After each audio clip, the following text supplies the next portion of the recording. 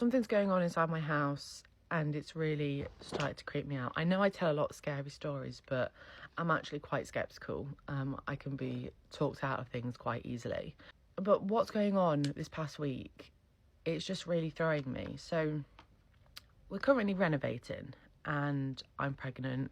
And when we moved into our house, our next door neighbour said, if you ever get any work done and when there's a baby on the way, the previous owners might show up. And we just laughed and thought, yeah, whatever, you know. My house has always looked like the Amityville horror house because of how it's decorated. But I've always felt very, very safe in my house. But this week it's just felt a little off. And this is the week where we've started doing some renovation. So a couple of weeks ago, I found a 100-year-old stamp just in my bedroom, just on the floor. And about 3 hours later, I found a 100-year-old stamp on the bedroom floor in the other room as well. And that kind of threw me off a bit. I cleaned my house a lot and I was like, where have these stamps come from? They've just like appeared out of nowhere. This week, however, I've started hearing things, and I know I'm not alone because my dog is a very reactive dog, and she has done it as well. The first one, I was getting dressed about 6 days ago, just sat as I am now, and it sounded like somebody ran up my stairs, but somebody very light-footed, possibly even like an animal or a cat ran up my stairs. I was a bit confused, but my dog noticed it as well, and she got up and she was curious. She wasn't scared, but she obviously heard it as well. I can see my stairs from here. Nobody was coming up the stairs. Like, it was really bizarre. And then 3 nights, not consecutively, but this week, I have been woken up between 2 and 4 a.m. by somebody knocking. It's not like a really aggressive loud knock, but it's like that. It doesn't sound like it's on the front door. My husband isn't hearing it. My dog reacts really badly to somebody knocking at the door.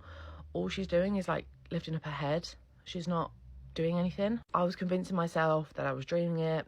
I've looked into it like exploding head syndrome, but they just seem to be like big pops and big bangs and not consecutive knocks. If it happened once, I would have said it was a dream. Twice, perhaps even a coincidence, but 3 times, it's like, okay, that's enough now. I feel like something's running across the beds, something light again, like possibly a cat or a dog. And the something that's creeping me out the most is, I mean, like I said, I'm pregnant. I'm up a lot in the night now. I'm going for a pee all the time. You know when you feel the urge to like not look behind you and just get to the other room really quickly and like not to look somewhere because it scares you? I'm having that with my staircase. There's something with my staircase at the moment and I feel like something's at the bottom of it. It's really creeping me out. I don't know if it's just a phase that I'm going through, but like I've said, I've always felt safe in my house, but right now I don't. And do you know what's really creepy? Really creepy. I think it was this time last year, I came across a woman in a churchyard. She gave me a crystal and she said, like, there's angels with you. She said some really weird things. She said that there's a person like called Jay following me, or associated with me. She didn't know anything about me. All of my family's called Jay, the previous owner that owned this house. His name started with a J. Because then my baby's name will now start with a J. And she just said some things and she gave me a crystal and she was just like, just keep this with you. I saw her in the church yesterday and I hadn't seen her all year, and I was like, okay, what's going on? Like I said, I am a skeptic. I know that your brain can do weird things, sleep deprivation can do weird things, but there's too many things going on at the moment and it's scaring me. This woman claimed to have been married to a zombie. I am back with another spooky story, and you may not want to watch this one at night. This one is yet another submission from, I'm sorry if I butcher that, Enugu State, Nigeria. We're going to call the person who submitted the story Mecca. So Mecca says that she met her husband. We're going to call the husband Chike. Now, Mecca met her husband Chike when she was 26. She said he was really quiet, gentle, and very private. He worked in logistics, traveled often, and never really talked about his childhood. Family, childhood friendships just appeared to be a big mystery. Every time Mecca would ask Chike about either family members or childhood friends, he never really had a concrete answer. It's like this guy was like a blank slate. But Mecca just chucked it up to him being private and nonchalant. Or maybe he just had a tough childhood and didn't want to talk about it. So she didn't push. And he had a pretty decent reputation around the community as well. Other people said he was old-fashioned, but in a good way. After a year of their relationship, they got married. So the first time Mecca got pregnant, she was 3 months along when she started bleeding in her sleep. She said when she woke up from that, the bed smelled metallic. Not quite like bloods, but something heavier. The doctor said it was a miscarriage. The second pregnancy ended the same way. Then the third. And she says that now looking back, she notices each time it happened, she miscarried, it always happened to her at night. Her husband was always coincidentally on work trips. She says she noticed something else too. Every time she lost the pregnancy, Chike would actually disappear for like days afterwards. No texts, no calls, and every time he came back, he looked thinner, he looked drained. By the fourth loss, at this point, Mecca's mother begged her to go see a spiritual woman back home. So Mecca agrees, she goes to see this woman. The woman asked her one question. Does your husband sleep? Mecca said, yes. She shook her head. No. Does he sleep or does he lie still? So that night, that's when Mecca really started watching him. And she said, yo, I swear to God, that man doesn't sleep regular. Like, he lays on the bed still. He does not move. And he doesn't seem to be breathing deeply or even much at all. She keeps checking to see if he's actually breathing, and she's freaking out. And as she's doing that, he wakes up. He just opens his eyes, and he just really calm says, why are you staring at me like that? So at this point, Mecca goes back to the woman and tells the woman everything that she saw. And that's when the woman told her the truth, that her husband was not fully alive. Years before Mecca met him, Chike had died during unrest in another part of Africa. His body was never returned to his family. According to her, he was recalled, meaning he was sent back walking, looking human, but he's unable to create life. Any child conceived with him would begin forming, but then die inside of the womb because the father carried no life force to actually pass on. And then the woman said something that still haunts Mecca and even me too. She says every pregnancy weakens him. He feeds from the loss. Well, Mecca confronted him that night, and Chike admitted everything. He said he never planned to stay. He only meant to pass through, but he loved the feeling of being normal, being human again. Every time someone gets too close and they discover the truth about him, he has to leave and start over somewhere else. A different country, different woman, different name. And Mecca noticed something worse in that moment. She wasn't his first wife, and she definitely wasn't going to be his last. She said she actually has no idea who she married. And she said the next morning she woke up and that man disappeared like he never existed.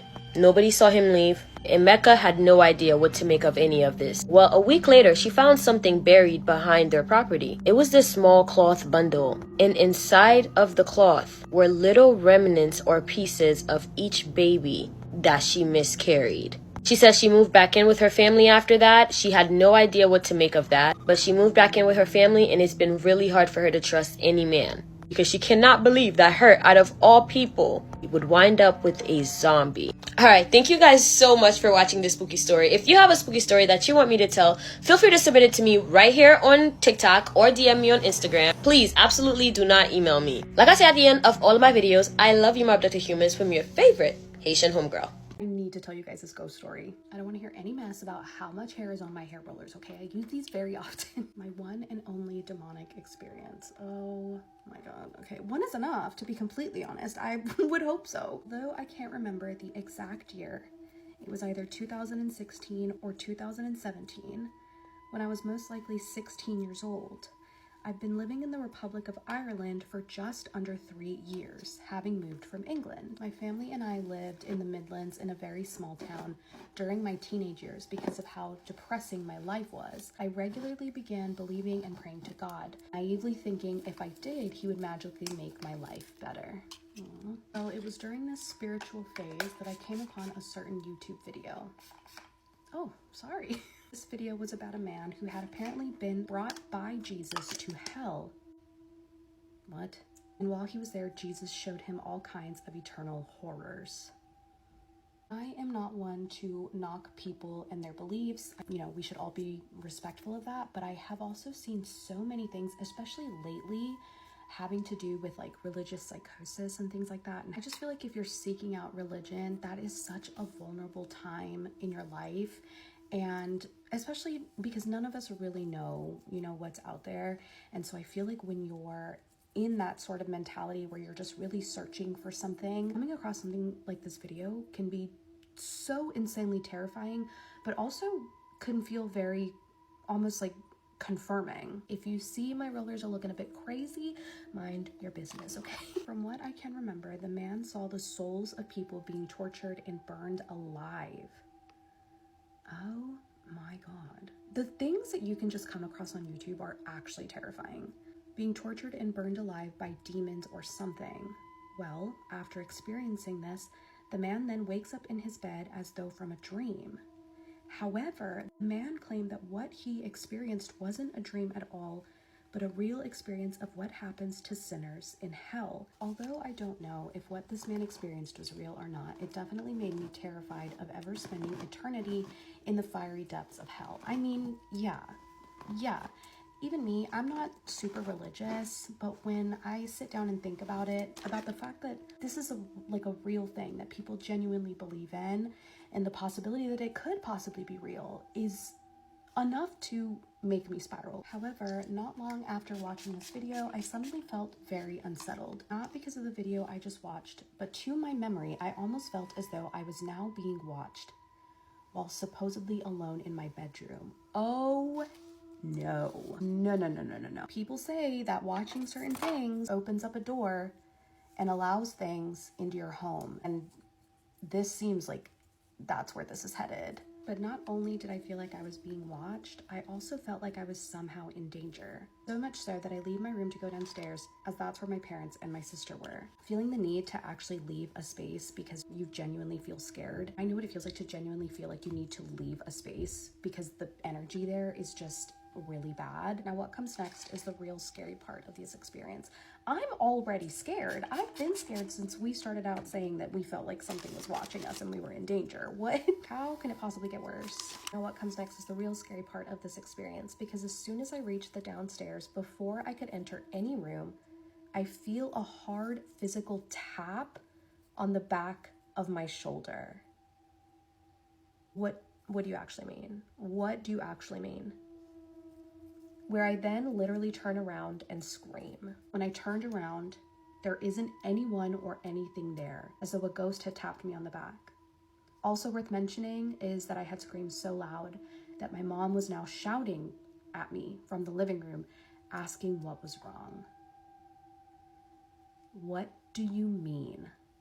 For the rest of the evening, I remember being very afraid and skittish, that every noise or movement I heard had me incredibly paranoid. I would be doing the exact same thing. That's not like a little thing to happen. That is terrifying. I need reinforcements. In fact, I was so skittish that whenever my dog, who was still just a small puppy at the time, came up to me, I was afraid of her touching me. That is so sad. Living in this house for only a few more months before moving, I never had another experience like this one, nor have I since. Although I've always been a fan of scary stories, real and fictional, I basically know little to nothing about demons or ghosts. Personally, for what it's worth, I don't think you imagined it. I think that your senses were heightened. It's really hard to imagine somebody genuinely touching you.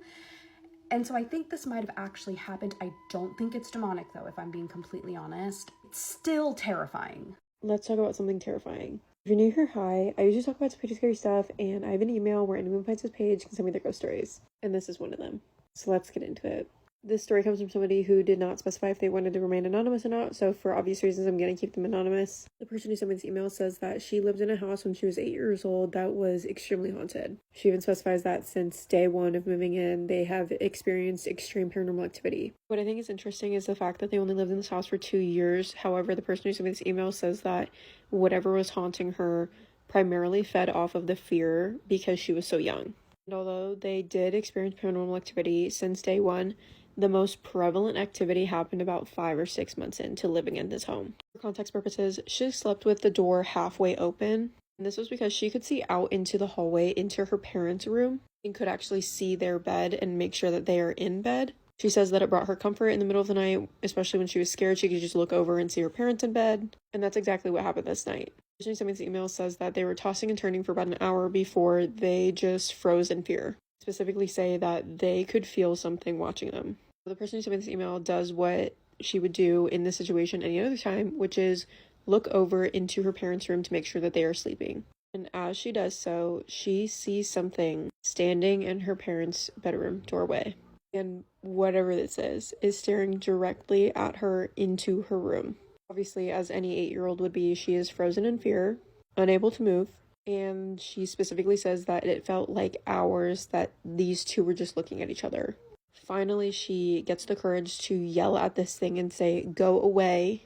And as she's telling it to go away, it launches itself and starts sprinting towards her down the hallway. And whatever it was, she could hear the heaviness in the footsteps running towards her. She throws the blanket over her head and hears the door to her bedroom slam open and hit the wall. The person who sent me this email says that she cried herself to sleep that night. What's scarier is that same entity would come and visit her frequently. And even after they moved out, she still feels like that entity is watching her at times, continuing to feed off of her fear of this thing. And even included at the end of her email that she still has nightmares about this thing. Honestly, I don't even know what I would do in this situation, so that's gonna do it for me. Stay tuned for more ghost stories. This girl's family believed that they were dealing with a jinn throughout generations of their family, and this story is terrifying. So Eleanor's maternal grandfather lived in this remote part of the city with like huge open fields and pastures. And when he was 7 years old, his father told him to go grab this chair that was sitting beside a tree in the open field. It was this dried lone tree, and he did not want to go because the sun was setting and he was getting scared. It was going to be dark outside. He didn't want to go out there by himself. Well, he relents and he decides that he's going to go get the chair. He said that the moment that he touched the chair, he looked in front of him and he saw 2 long black legs. He then slowly looks up and makes eye contact with something with shiny red eyes. Its hands are just dangling from the branch. He said that its legs were like 5 feet long. He said that as soon as he made eye contact with this thing, it just smiled. He said the entire thing was black except for his smile was bright white. He then falls to his knees, starts crawling away while still looking at it, and then turns around and sprints back to his father. He said that the minute he told his father, that his father started getting everybody up and like keeping them far away from the tree, and then his father went toward the tree. Now the entire family is watching his father as he's doing this. And they said that as soon as he got about 12 feet from the tree, he started to backtrack, like while still looking at the tree, just walking backwards. He then gets back to the house, he pushes his son into a different room, and he calls a priest. They spend days exercising this thing and then burning broth in the fields. I'm not really sure what that means. After days of this, they finally seal this thing in a jar and they go burn it at a temple. She said that unfortunately after this, her grandfather would go on to live his life as a very paranoid man, and the way that he would leave this place was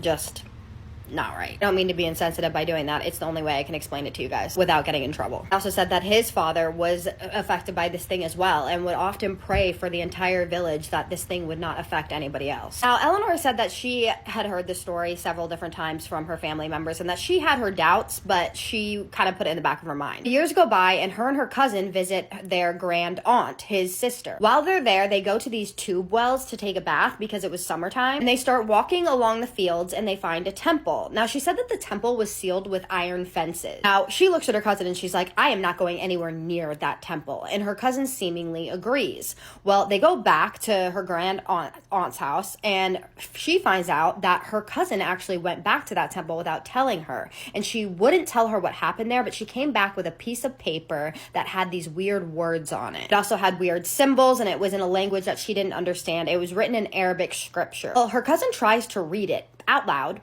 fails, and then puts it in her pocket. Now, she said that her cousin was always the type of person to try to prove that ghosts and spirits don't exist, so she was a skeptic. They eventually go on to go to college. Now, they're the same age, same year, and they go to the same college. Now, the college is very well known in their city, and it's the second largest in the nation. It's about the size of a baseball field. Now, there was a building in her campus that was made for storage and club rooms, and her cousin were in the same club, the tennis club. Now, after summer break, they are, her cousin, and her cousin's best friend are walking through one of the storage rooms to get to one of the club rooms. She said that there was a hallway splitting into a corridor and then a dead end with a room. The room had a bunch of metal construction bars that looked like this. These bars are standing up very straight and they're very rusted and they're walking right towards the corridor. She said that as they were entering the hallway that all of a sudden it felt very heavy and she got this chill, and the sound of like the talking students that were in the club room that they could hear very clearly started to dissipate. She said that her feet started to feel heavy and that her anxiety grew in a way that that she has never felt before or after this. The moment that they're about to turn right before the corridor, they see something sitting on the bars. It was cross-legged, smiling, and its legs had to be at least 6 feet long. She doesn't make eye contact with him, but she saw him. Now her cousin, on the other hand, makes straight eye contact with this thing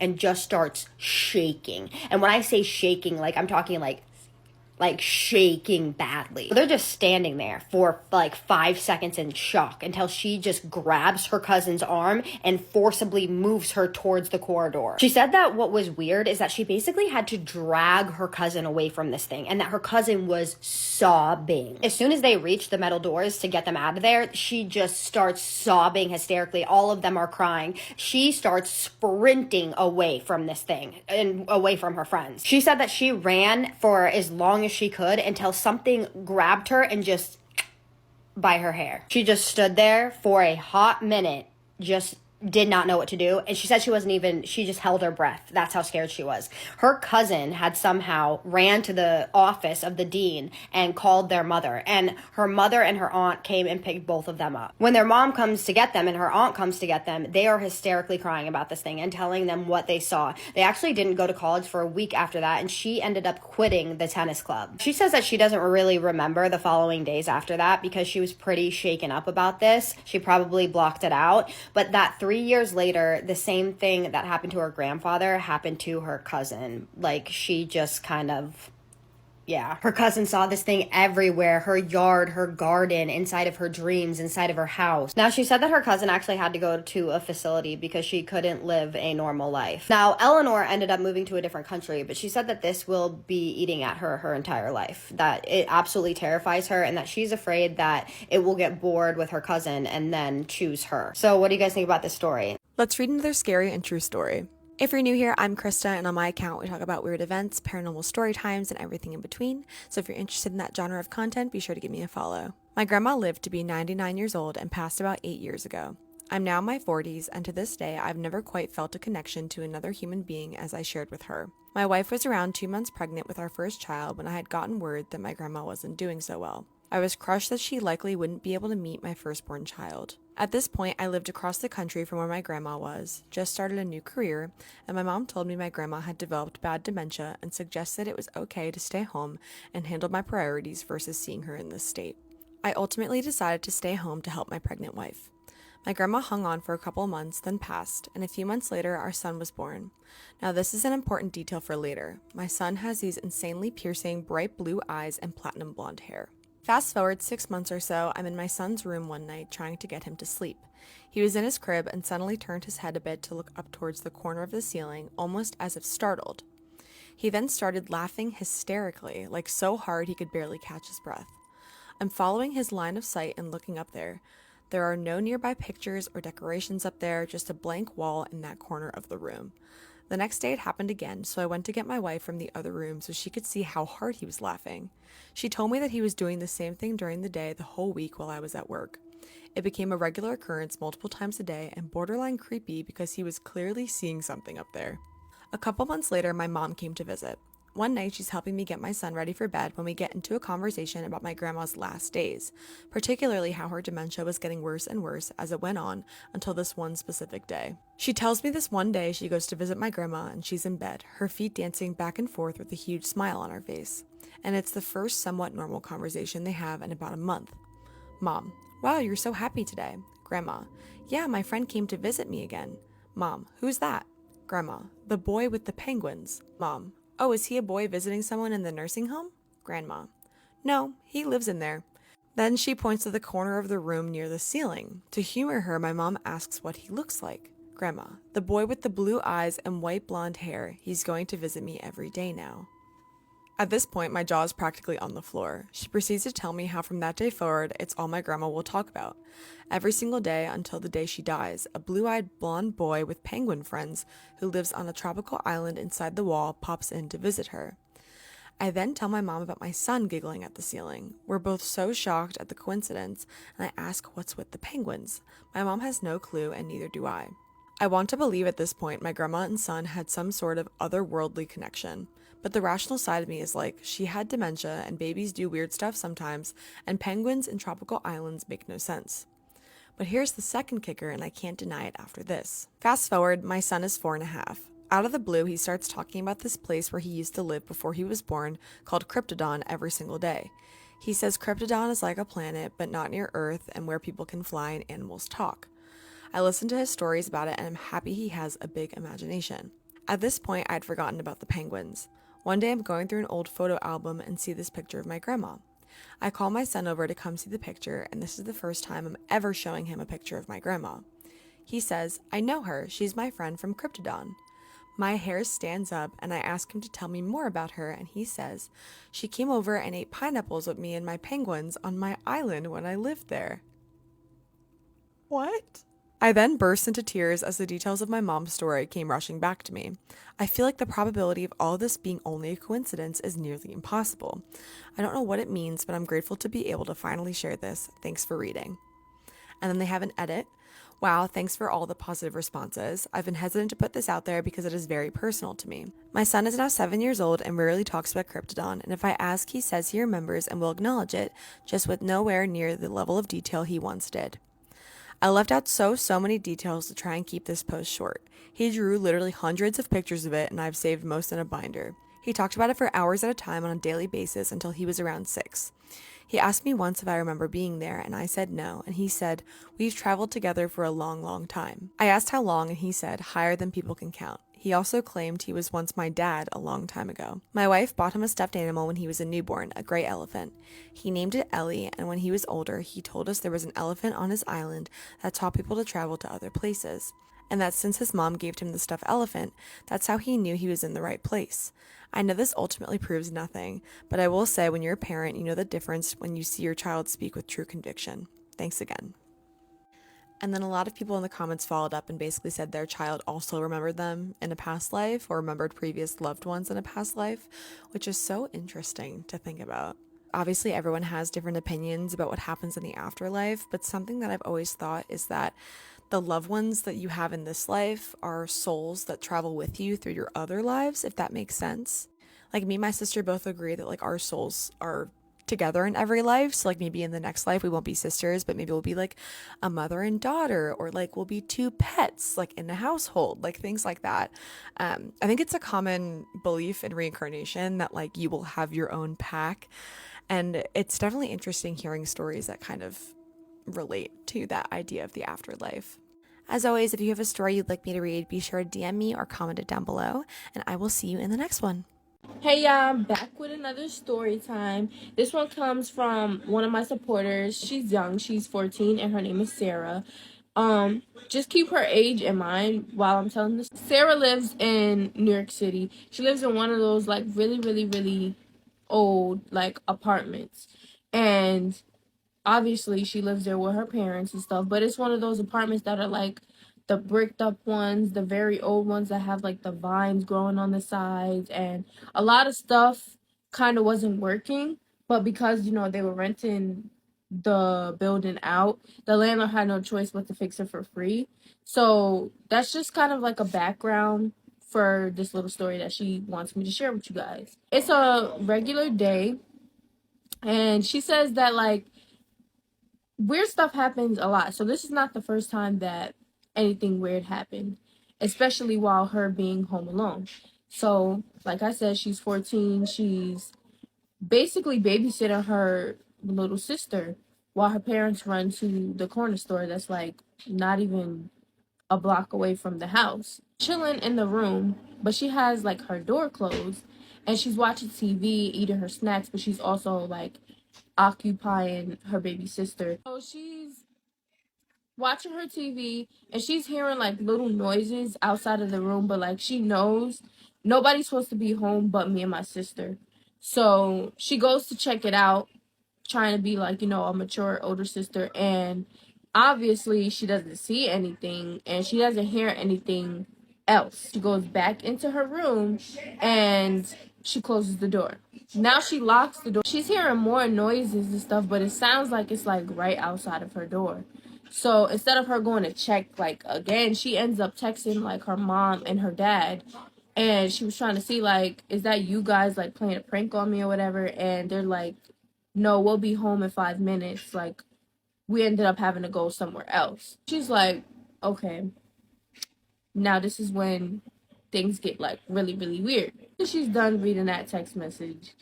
She's just like, okay, let me just block it out and put the TV like really, really loud so that I'm not hearing what I think I'm hearing. And she puts the TV really loud. She goes back to eating her snacks and watching her TV.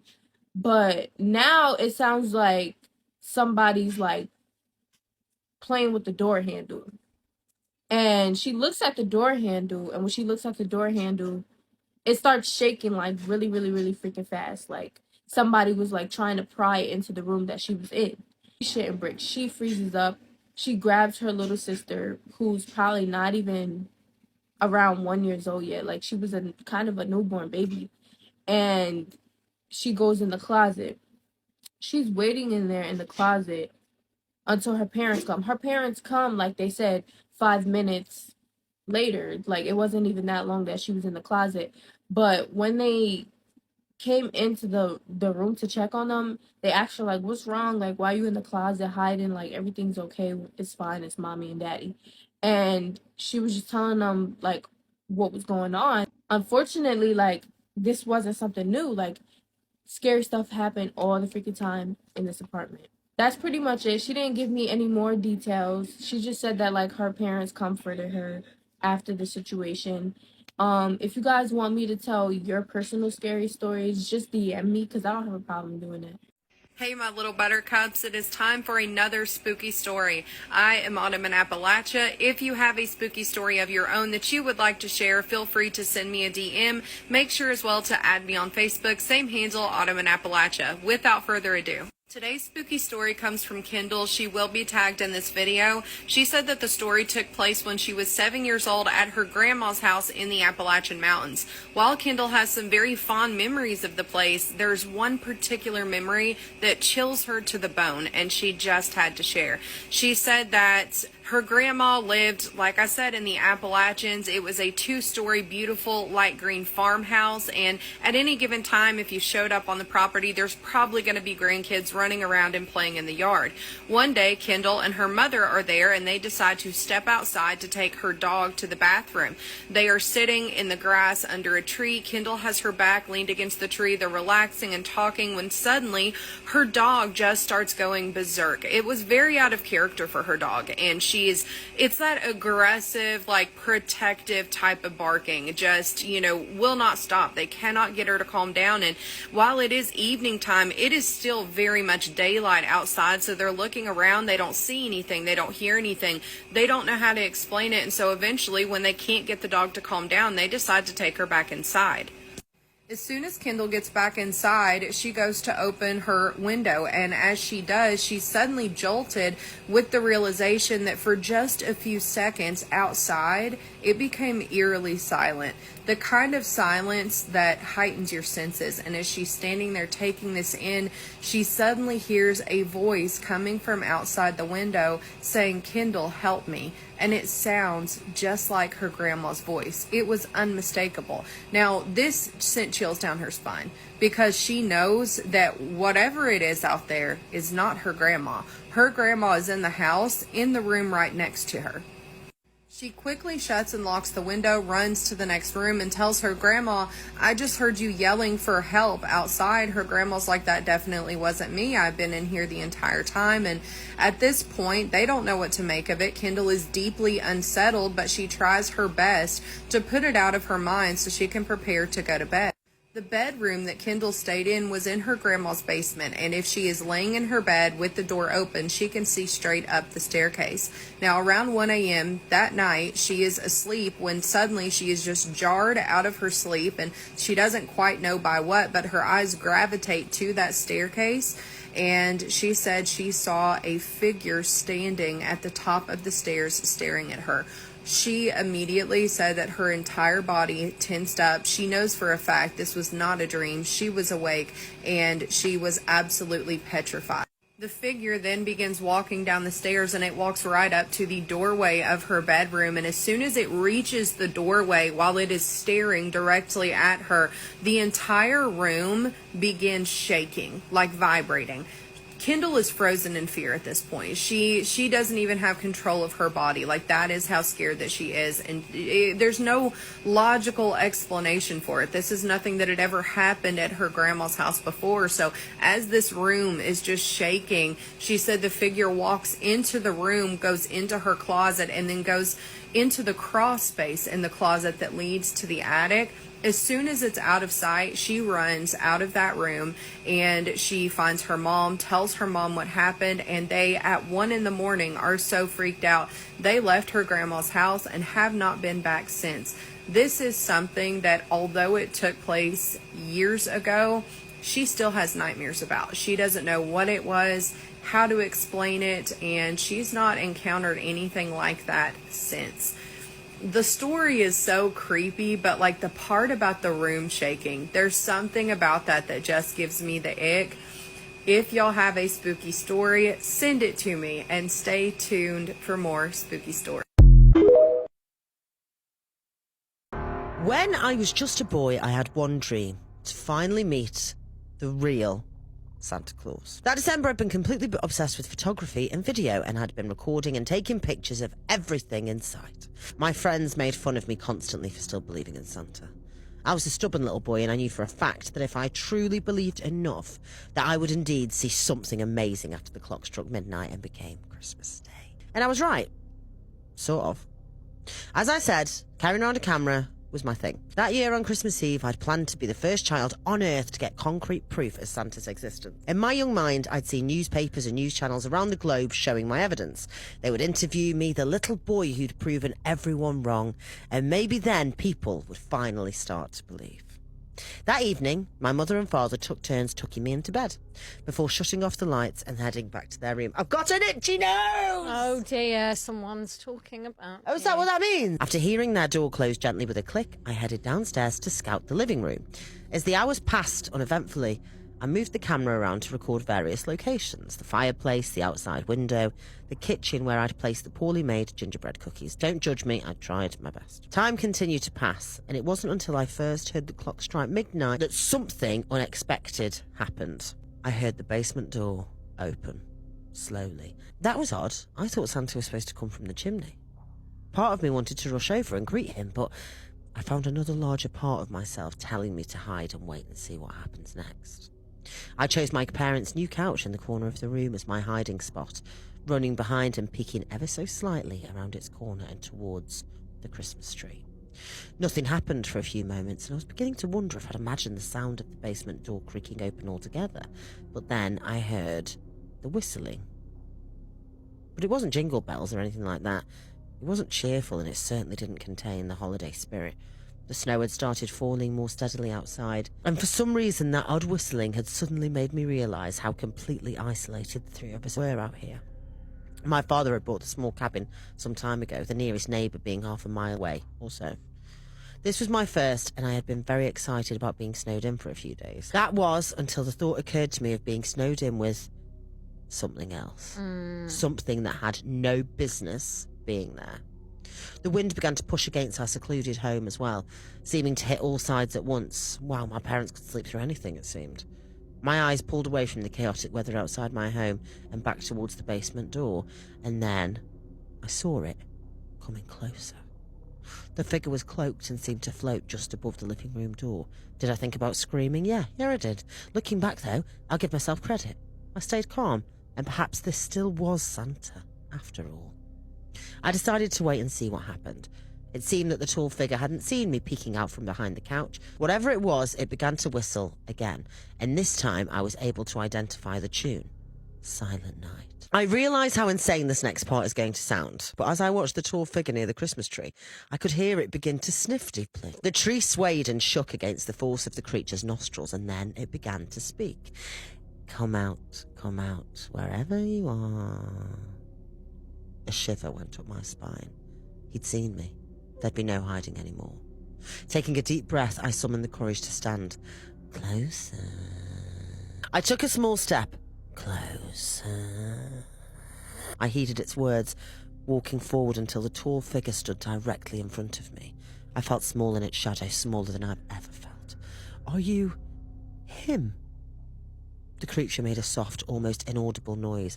Perhaps it was laughter, and then pulled the cloak away to reveal itself. I fainted. When I came to, the creature was still standing where it had been, a soft grin plastered to its face. I said nothing, only staring up at the creature. Though I've tried to forget its form, I can still remember it clearly. It was thin, terribly thin, and its face was beyond imagining. Though its teeth were clearly visible, I could see no eyes and what looked like thorns protruding from the crest of its head. To answer your question, no, I am not Santa Claus. The creature knelt down near me and I could feel its icy breath push against my face and eyes. But I know him, it said. You do? I asked. The creature nodded. Of course. He's my brother. The news that this terrifying monster was the brother of Santa took a long time for my childhood brain to process, at the end of which I was probably even more confused than before. How? I asked. The creature paused. Well, I don't normally share such things, but I admire your courage. It smiled, showing its sharp teeth, and then continued. For every good act in this world, there is an evil one. For every kind gift, there must be an unkind. I bring balance to the good that my brother spreads. I bring evil, I whispered, finishing his words. You're a smart little boy. So far, I'm glad I haven't eaten you. My mind churned again, and the next question popped into my mind quickly. So what evil have you brought us? There was a long silence before it replied. You are very wise. Are you sure you want to know? Very well. Though my gifts will not take effect on this day, their influence will be felt throughout the next year and beyond. It pulled out the sack that followed closely behind and set it on the floor before me. There was only one gift inside, which upon closer look had both my father and my mother's names written neatly on a dark card that sat on top of the box. Open, if you dare. The lights flickered on and off as I began to unwrap the small box. I laid the wrapping paper down neatly piece by piece on top of the tree's red and white Christmas skirt. Looking up at the creature, I said 2 words. I'm afraid. Though I still could not see the creature's eyes, it seemed to gaze at me nonetheless. It seemed to be thinking as it cocked its head from side to side. Look upon my face, little child. I cannot change my form, any more than you can change the fate of your family. All I can do is bear it. Though still afraid, I was suddenly overcome with a great sympathy for the creature. I'm sorry, I said. It seemed taken aback for a moment before replying, Don't be fooled, little child, I am not fully innocent. The box before me broke open, revealing a blinding shine of dark purple. I looked deep into the calling purple, into the worlds unseen. I saw the creatures of my nightmares. First of all, I saw my parents. It was a rainy winter day as my father drove home from work, his briefcase on the passenger seat and a worried look in his eyes as he squinted through the windshield. The rain came down in sheets. He couldn't see the large semi that had gently pulled up beside him. I believe that's a car. It drifted closer into his lane and then, Stop, I don't want to see! I cried up to the creature, but it was too late. I saw everything. Why are you showing me this? I asked. As I looked up, I saw that the creature had disappeared. That was a couple of years ago now, and it's Christmas time again. Every time my dad leaves the house swinging his keys, I'm scared he will never come back. I've just heard a knock on the door, though. My mum's answered it. I can hear the faint sound of a siren outside over the Christmas carols on the radio.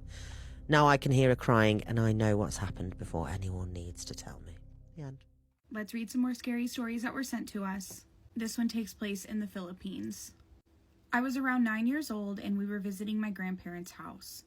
Their house was on a huge piece of land, and the house was right in the middle and had fences all around it. My siblings and I used to play out there, but we'd go back inside around 5 because when it starts to get dark out, it starts to look scary because the only source of light is from the house. As we were having dinner one night, my grandma said that for the past few days, they were hearing tapping noises from the windows and door when no one was around, and they'd hear the water running in the middle of the night. So my mom hired a nanny to take care of my grandparents because she thought they were just imagining things or having hallucinations because they were getting older. The next time we visited them, they told my mom that the nanny quit and left frantically. She said something about a man who watches them from outside every night, and once he even tried to break in. After that, my grandparents hired people to install solar lights all around the land and CCTVs just in case the man came back. Okay, this next one takes place in Canada. One summer night, me, my sister, and 2 friends were going to go on a walk. Mind you, we live in the forest, and it was pitch black outside. We were walking up the road, playing music, having fun. Then we went to a field that wasn't very far from my house. It had a big dirt pile since they were planning on building a house there. We decided to climb the dirt pile, and at this point, we could see a lot of the forest. So I started to try and look into the tree lines because I felt like something was off. It was just very quiet other than the music, so I started to shine my flashlight at the beginning of a small trail, and I saw almost like a human-like figure with huge eyes. It was hunched over and bare. It was nothing but bare skin. I kept shining the light, and I told my friends to look, and they saw it too. We ran back home as fast as we could, and I've never walked outside at night since. Is there Skiggly Wigglies in Canada? There might be. Okay, and this next one takes place in Egypt, which is so cool. We've never had one from Egypt before. So this takes place back in the mid-1900s, maybe 1952, when my grandfather, his mom, and siblings moved into this massive house in Cairo after their dad passed away. At this point, the eldest of their siblings was the one taking care of them. He was very hardworking, and he went on a trip to study as he was getting his PhD. As soon as they moved into that house, there were nails all around the ceilings, perfectly aligned. The house was very clean, which didn't make much sense because according to the person that sold them the house, no one had been in that house for years, but no one really thought much of it. Anyway, after the brother left to study, the other siblings found a book in the house. It was very old and huge. They later found out that this wasn't just any book. It had a bunch of rituals in it that would tell them what would happen in the future. Not too far into the future, just a little before it happens. They started messing around with it. Apparently, they would get a pencil and paper and start saying the verses in the book, and the pencil would start writing. This went on for a while.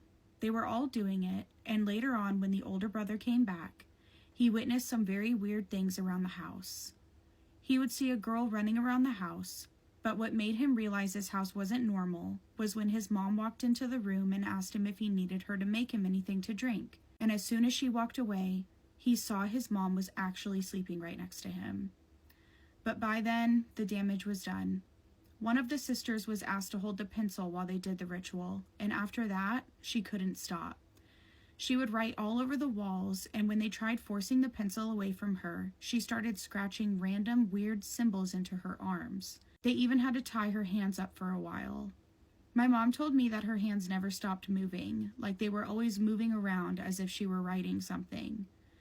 Their brother made them move out of the house, but what he didn't know is that they took the book with them. To this day, that book is still at my great-grandmother's house. I did ask this person a bunch of follow-up questions, and the story sounds real. I mean, if you're on my page, you believe in the supernatural as well, so this definitely could have happened. And that's really creepy to think about. One of the most fascinating things to me is reincarnation, or as some would say, alternate timelines. Whether you believe that time is linear or not, the idea that we've had multiple lifetimes is just so intriguing. Here's a really cool story about a child who said some things that couldn't be explained. One day, a mother took her son to the doctor's office. It was one of his regular pediatrician checkups, and he was only a couple years old. They make mention that he spoke in full sentences from a very early age. So while they're waiting, the mother picks up a magazine and starts flipping through the pages. It was one of those magazines that were a lot like the National Geographic ones. All of a sudden, this child grabs this magazine with his little hands out of her grasp and starts flipping frantically through the pages. And then he just stops and he pulls the magazine close 2 inches from his face, and he's just poring over all the contents on the page. He was drinking in every detail as he looked at this photo of a ruined monastery in the desert.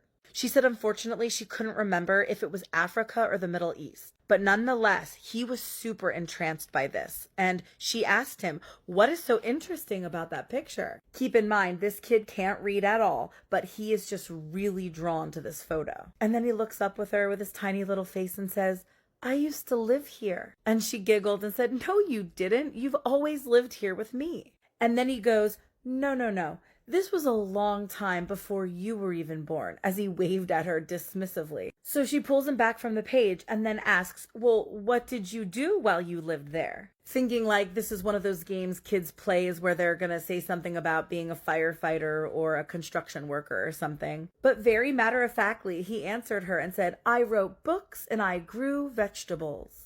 And as he said it, his little finger pointed to a small detail in the photo. He pointed towards a small outbuilding next to the monastery and then a very open field next to that. So then the mother starts reading the caption, and she's just got chills running down her body, head to toe. The caption of the photo said that the monastery was nearly self-sufficient, gathering rainwater to support vegetable gardens year-round. And all of that was located behind the scriptorium, where the monks copied down Bibles and other religious texts. Very much a place to write books and grow vegetables. So at this point, she is so creeped out. She just picks him up, puts down the magazine, and walked out of the doctor's office and rescheduled for another day. Such an awesome story. Let me know your thoughts in the comments. And let me know if you or someone you know has ever experienced something similar. And if you're new here, definitely follow for more creepy story time. In Oklahoma, there have been more drownings that are unexplained, people disappearing on the water, on lakes in this area, than any other place in the world. Now, a lot of people attribute this to what they believe is some sort of giant aquatic creature that lives in 3 lakes in Oklahoma. Now, I've researched, I've studied this extensively, and I believe, without a doubt, there is something residing in Lake Thunderbird. Now, this story comes from actually Lake Thunderbird. There was this fisherman who said one night he went out on his bass boat, and he was out in the middle of the lake. He had cast several lines out, and he said he was just sitting there in his boat. He said, it was just a calm, clear night. The moon was out. There wasn't another boat in sight. And he said he just got this like eerie feeling. And he noticed just how calm, how still and placid the water was. And he said it was just like very quiet, which was odd. And he said all of a sudden, off in the distance, he hears a loud splashing sound. And then over in the other direction, he hears another loud splashing sound. And then in another direction, he hears this loud splashing sound. And he said as he looked out over the water with the moonlight shining on it, he started to see sort of this wake appear, and something very large was moving in the water towards his boat. And it got within a few meters, and then he said it just submerged it, and the water was calm. And so he said, you know what, I'm out of here, I'm pulling the lines in, and I'm going to leave. So he started reeling his lines in, and he said the next thing he remembers, like, he felt this sharp pain up the back of his leg all the way to his back. And he finds himself flying out of the boat into the water and going under. And he said the water was just murky, dark. He couldn't see anything. Something had a hold of him and was pulling him under. And he said that's when he sees these 2 luminous eyes that are staring at him. And he just started to fight as hard as he could to get out of like whatever this was hold. He said he managed to get free, and he starts swimming towards the light of his boat, gets up in his boat, and he just accelerates towards the shore. He gets to the dock, gets out of the boat, and he goes up to the shore. And that's when he notices he has several lacerations all up his leg and all up his back. And he said right at that moment, he heard a loud splashing sound right by the dock. And he said there was this canoe that was tied off. And he said these like tentacles came out of the water, grabbed onto this canoe, and submerged this thing. And he said it just terrified him, and he ran out of there and has not been back to this place since. This second story takes place in the same area at the RV park. There was a woman who was staying there. She takes her dog one night for a walk along the lake. And she said she just remembered hearing splashing sounds coming from the water. And at first she thought it was just like a fish, but she said, whatever it was really large.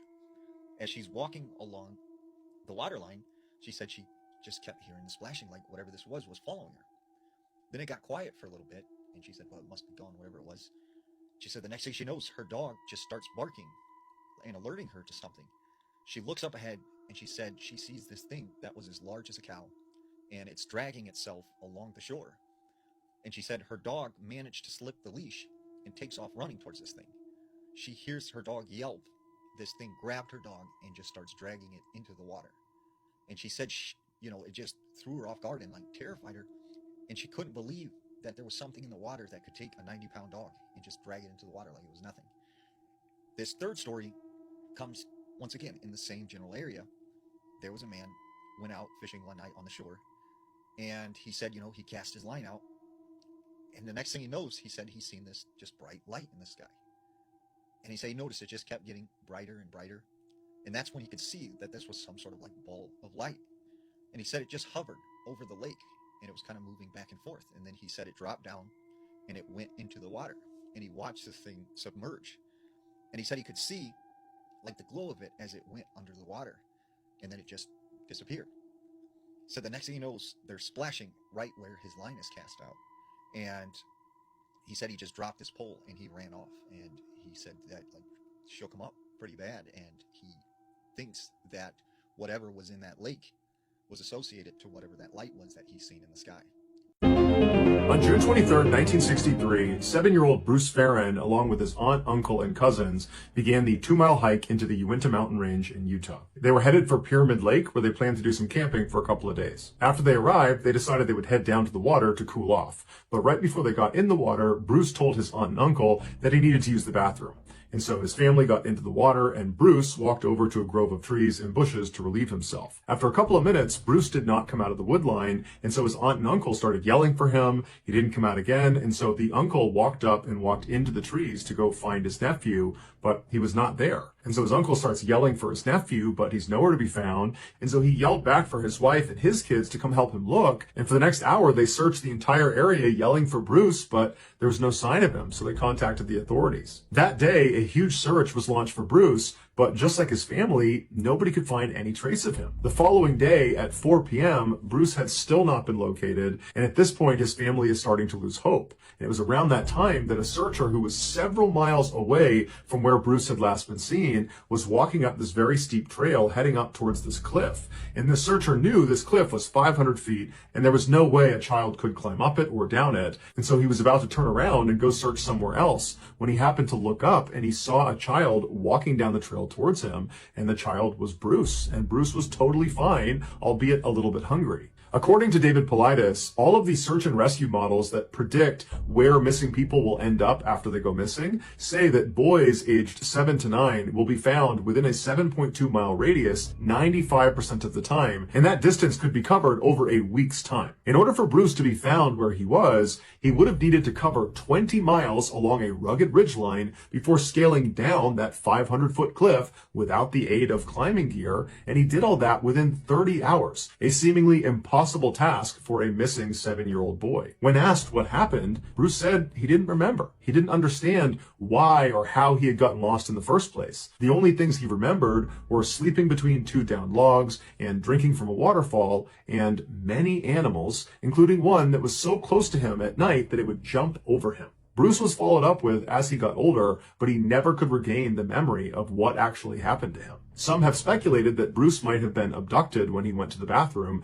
and that's the only way he was able to cover that great of a distance in that amount of time, that his abductor basically physically moved him at least part of the way, and that perhaps his abductor was one of these animals he saw at night. In 2019, Robert Nishimoto was a 71-year-old retired professor of sociology from the University of Southern California. After his retirement, he had moved back home to Hawaii to spend his twilight years with friends and family. On Saturday, November 2nd of that year, Robert suddenly felt motivated to go out into his backyard and finally do a huge cleanup. His grass was fine, he took care of that, but the very back of his property was totally overgrown with bushes and shrubs, and the trees were totally long and had not been trimmed in some time, and so he figured he would just go back there and hack a bunch of it down. And so that morning, he rounded up all of his yard working tools and he headed out to the back of his property and he got to work. And all day, his neighbors saw him slowly making progress as he kind of hacked his way towards the back of his property. And by the evening that night, it looked like he was almost done. 2 days later, on Monday, Robert's friends were at their favorite restaurant in town waiting for Robert to show up for lunch. This was something they did all the time. But Robert was running late, so one of them texted Robert to ask where he was, but he didn't get a response.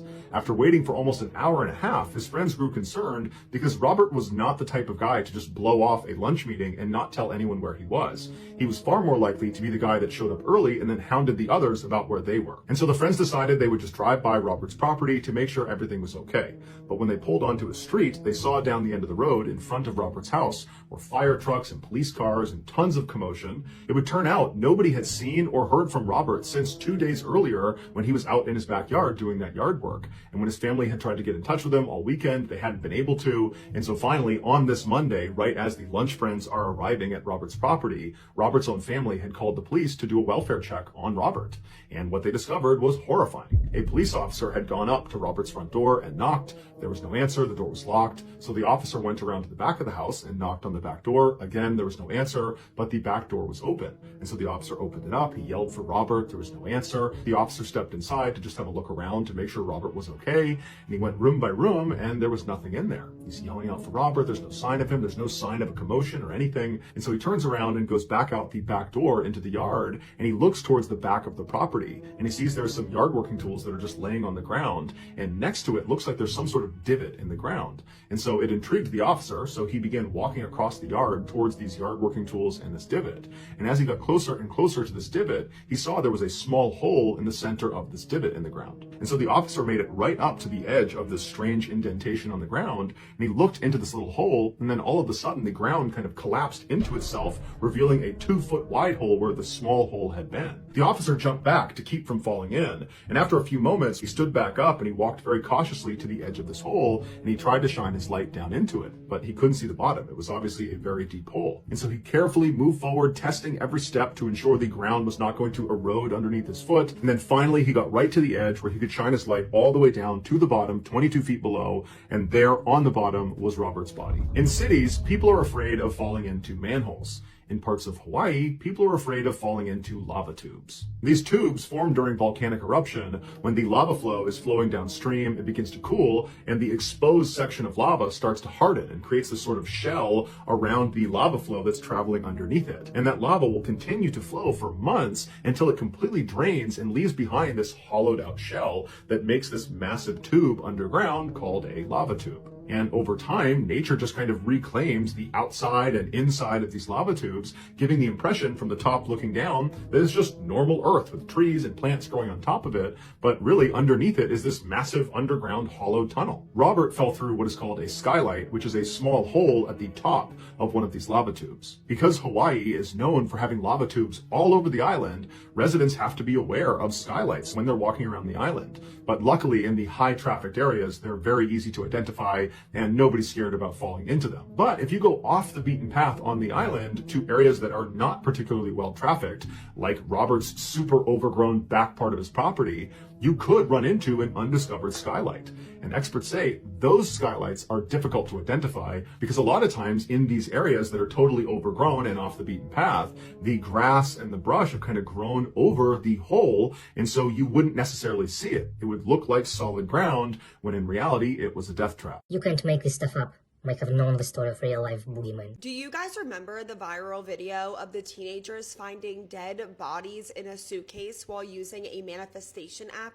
I feel like a majority of us that were on TikTok in 2020 definitely remember this. I was just thinking about this yesterday, and I realized that probably a majority of the people that saw that video don't know the victim stories or what happened afterwards. It was the summer of 2020. We were already months into lockdown, and TikTok just started to really blow up. And at the time, so was another app called Randonautica. I personally never downloaded this app, but from what I can tell, it's sort of like geocaching, like a scavenger hunt using coordinates. But with this app, Randonautica, you would manifest whatever you were looking for, and then the app would tell you where to go, and then you would find what you were manifesting to find. Videos at the time of people using the Randonautica app were going super viral. People were saying that they were manifesting to find money, and then the app would take them somewhere and they would find $20 on the ground. Or people would say in their videos that they were manifesting to find confidence, and then the app would take them to a bathroom mirror that had "You are beautiful" on it. It was that kind of thing. With some of the most viral videos showing people manifesting to find something paranormal, supernatural, or just creepy. How many of those videos were staged for views? I have no clue, but like at the time, just a lot of like scary, creepy Randonautica videos were going like super mega viral at the time. And then on June 19th, 2020, a group of teenagers from Seattle, Washington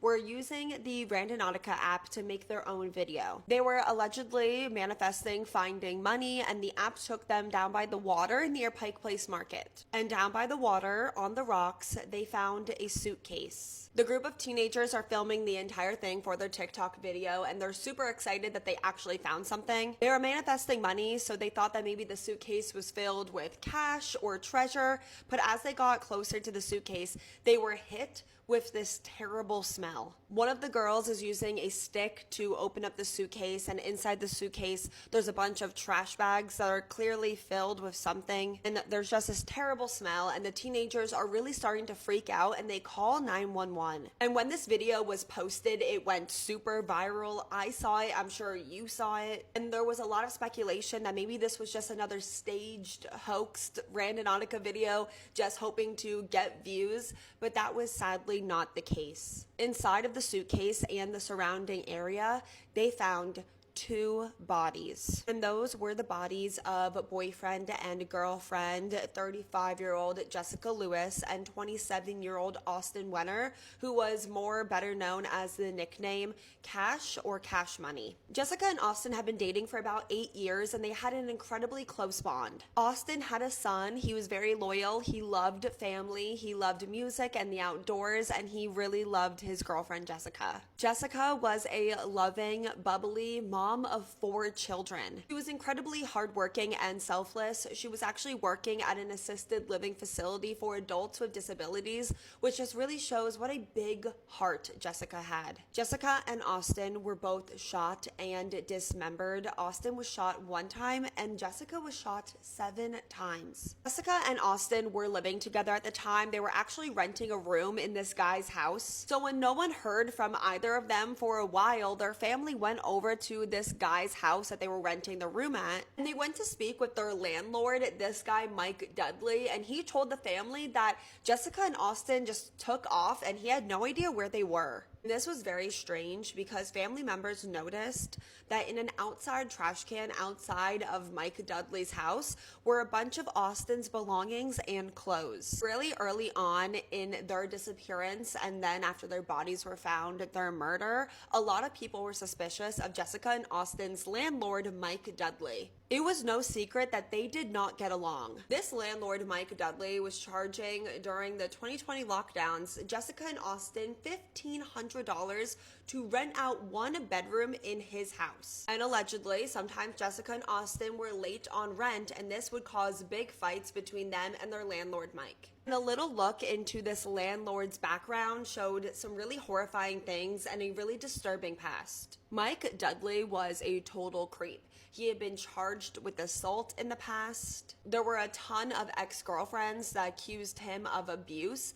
and there were also allegations that he was involved in human trafficking. He also apparently had a history of harming and killing animals and people's pets. And then 2 years before Mike's tenants, Jessica and Austin, were murdered, his own daughter filed a restraining order against him and accused him of SAing her since she was 10 years old. So this guy is just clearly not a good guy. It was determined that Austin and Jessica were killed 10 days before their bodies were found, which would be June 9th. And on June 9th, neighbors reported hearing the sound of shots, followed by a man, likely Austin, screaming, "Don't do this, just let me go," followed by more shots. And neighbors that heard this called the police, and apparently police went out to the home of Mike, Jessica, and Austin, and then they left because no one answered the door. And as this was all coming out, a witness stepped forward with a truly terrifying story. 2 days after Jessica and Austin were killed, but before anyone knew that they were missing, before their bodies were found, their landlord, Mike, was already trying to rent out their room. He had an ad posted online and everything. This woman responded to the ad and came to look at the room. The room that this woman came to look at was Jessica and Austin's room.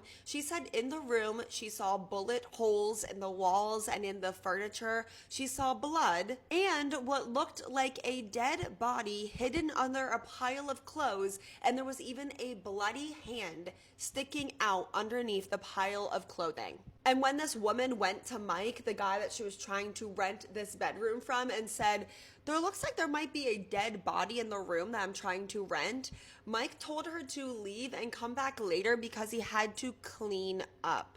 And why this woman didn't immediately go to the police, I cannot tell you. I even saw reports, even though not confirmed, that she actually rented the room from Mike after all that. And then 2 months after Jessica and Austin's bodies were discovered, the police got a search warrant for Mike Dudley's home. Not only did they find those bullet holes in the room that Jessica and Austin were renting, but they also found Austin's blood. They also found a weapon in Mike's truck that matched the murder weapon. It's also obvious to the investigators that the room that Austin and Jessica lived in had been recently deep cleaned and also recently repainted. The following day, Michael Dudley was arrested at 62 years old for 2 counts of second-degree murder, and the motive is believed to be a dispute over the rent. He denied any involvement, but in April of 2023, he was found guilty and he was sentenced to 46 years in prison, and at his age, that will be a life sentence. I was thinking about this case yesterday and I realized that probably a large majority of people that saw that original viral video probably didn't actually know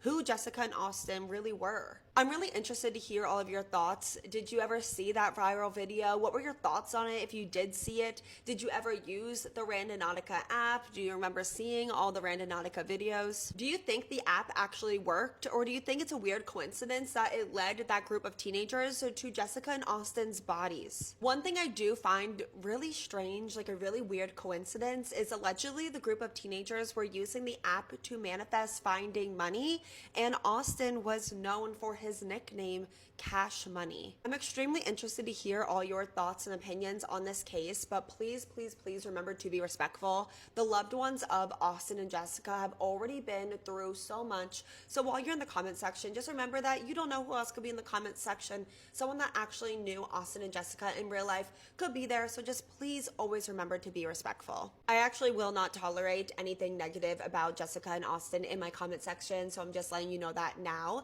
But while you're in the comments, please let me know what case you want to be covered next. Thank you to everyone that suggested that we covered this case today, and I will see you guys all next time in my next video.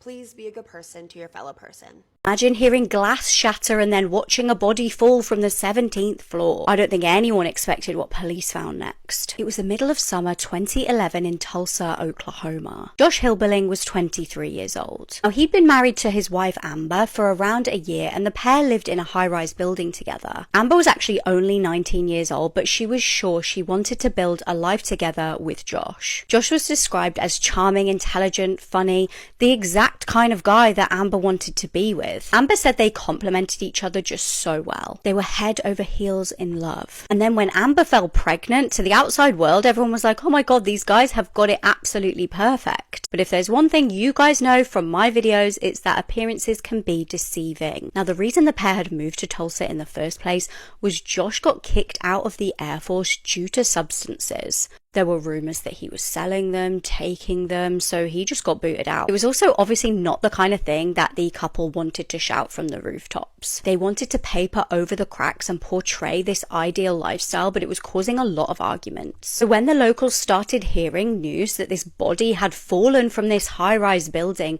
everybody was stunned and nobody could make sense of it. Police raced to the scene expecting the worst. I mean, people don't usually survive falling from the 17th floor. When they got to the building, it kind of took them a couple of minutes to actually process what they were seeing. As they approached the bottom of the building, it kind of looked like crumpled up clothes on the floor. It wasn't just clothes though, it was Josh. And stood over him was Amber, heavily pregnant, admitting to pushing him. Amber's nan had also raced over to the scene because she'd got a call off Amber straight away explaining what had happened. And the nan couldn't really even process what she was being told. She was like, what do you mean Josh is dead? Amber and the nan were driven to the police station and put in a room. Now, I don't know about you guys, let me know what you think in the comments.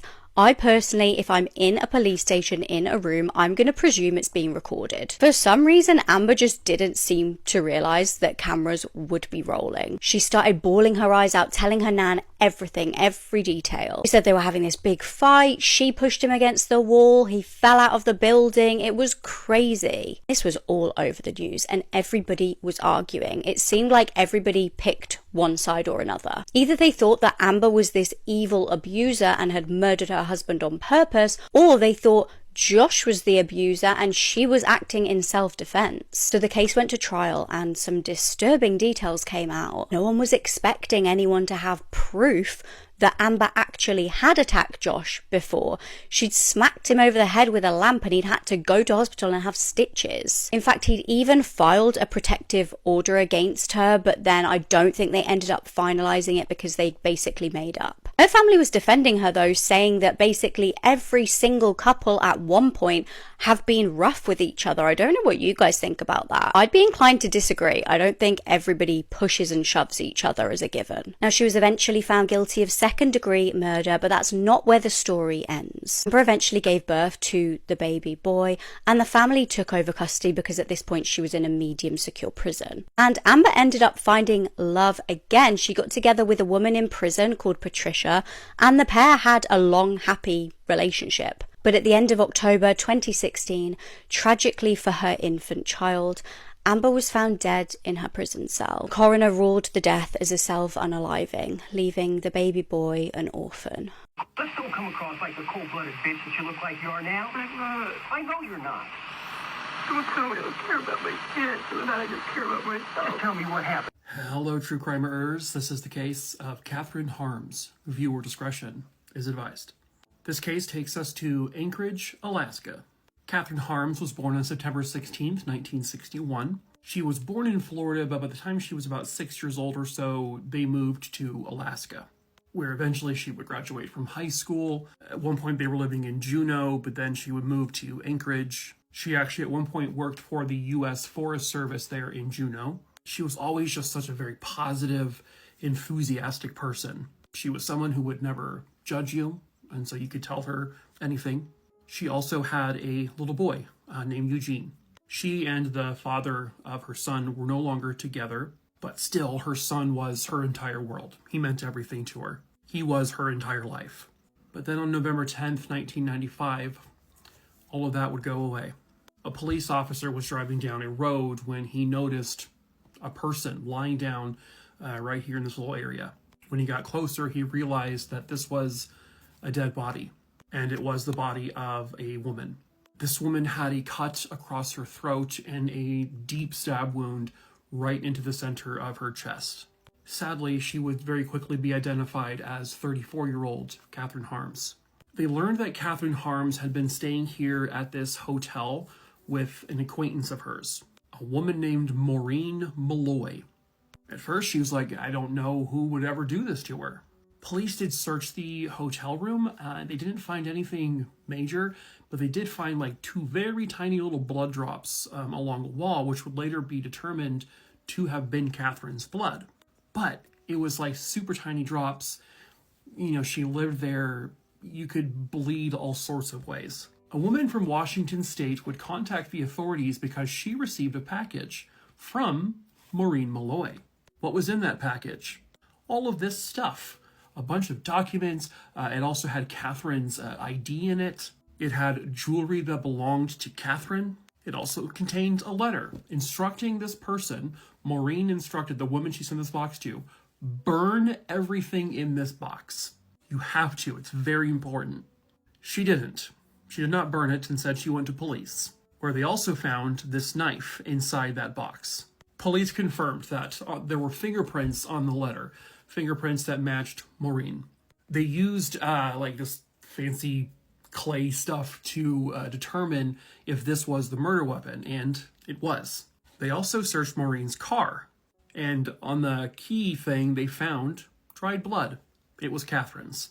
Maureen had this coat. They turned out the coat, and they found in a pocket the exact like outline of the knife, and there were blood spots that matched Catherine in Maureen's jacket. Then this woman comes forward to state that she thinks she knows what may have happened. You see, Maureen had recently stolen some guns from her ex-husband. She said that Maureen accused Catherine of ratting her out. I think like ratting her out to this biker gang, the Hells Angels. And so Maureen, basically, she drugged Catherine with Flexeril to like really like make her numb, basically. And for about a week, she essentially tortured Catherine. She physically attacked her and also sexually abused her. And then about a week later, she took Catherine, put her in the car, drove her to the location where she was found, and stabbed her in the heart. and basically cut her throat. This is a snippet of Maureen's interrogation. My handwriting. The note? There's nothing about a knife in the note. I didn't know about any knife. You could look a lot better than you do. She was baiting you. She was fucking with you for days and days and days, and you've got your kids. You've got people to think about, and you just lost it. That's what happened. I mean, we're all adults here. We can read the writing on the wall. That's what happened, Maureen. Now let's just stand tall. Let's just tell it how it happened. Let's don't come across like the cold-blooded bitch that you look like you are now. I'm not. I know you're not. Don't tell me I don't care about my kids, and I just care about myself. Just tell me what happened. She denied that she had anything to do with the murder. But there was blood in her car, blood in the apartment, there was blood in her coat. The handwriting on the letter was her handwriting. Their fingerprints on that letter were her fingerprints. She sent that box of stuff to have someone destroy evidence. They find out that she thinks Catherine ratted her out for stealing her husband's guns, which she did do that, by the way. She did steal her husband's guns. But it doesn't sound like Catherine actually did rat her out or anything. She goes on trial, she testifies in her own defense, but the evidence presented against her, all that physical evidence, is overwhelming. She would be found guilty and sentenced to 159 years in prison. But don't worry, she can ask for parole after the first 129 years. You might need a walker at that point, ma'am, but you're where you need to be. It was such a stupid motive, so completely unnecessary. And she tortured and murdered a mother who just wanted to be there for her kid, who, by the way, was living with his father. But Catherine got her justice. Dock Street Theater in Charleston, South Carolina was one of the first theaters that opened up in the United States. It opened in 1736, but then was later destroyed by the Charleston Great Fire that happened in 1740. It was then rebuilt again in 1809, but this time it came back as the Plantars Hotel. This hotel was elite, with many prominent people staying. One of the most infamous people who stayed there was Junius Brutus Booth, and he was the father of John Wilkes Booth, who would later assassinate President Lincoln. Allegedly, he became famous for having an altercation with the manager that nearly turned deadly. But eventually this hotel would close, and then it would be reopened again in 1935 as a theater, and then closed down again, but then again opened up in 2010. People have claimed since that this place is haunted, most prominently by two spirits. One is that of Junius Booth, who hunts around during the day and at night. People say that they hear him walking the halls, that he is still there to this day. But the most prominent spirit at this location is that of Nettie Dickerson. Nettie was a girl who did not come from a prominent family, but she spent a lot of time at the Plantar Hotel. She would try to get in with the more prominent people who were visiting the hotel. She went as far as to spend her entire life savings on a red dress, went to parties there, but even then she was not accepted by these people. Allegedly, Nettie was last seen on the second-story balcony of this hotel before she was struck by lightning, and this took her life. People who come to the Dock Street Theater still claim to see Nettie walking around in her beautiful red dress. So what do you think? Would you visit this theater? Let me know your thoughts down in the comments. Follow for more spooky things.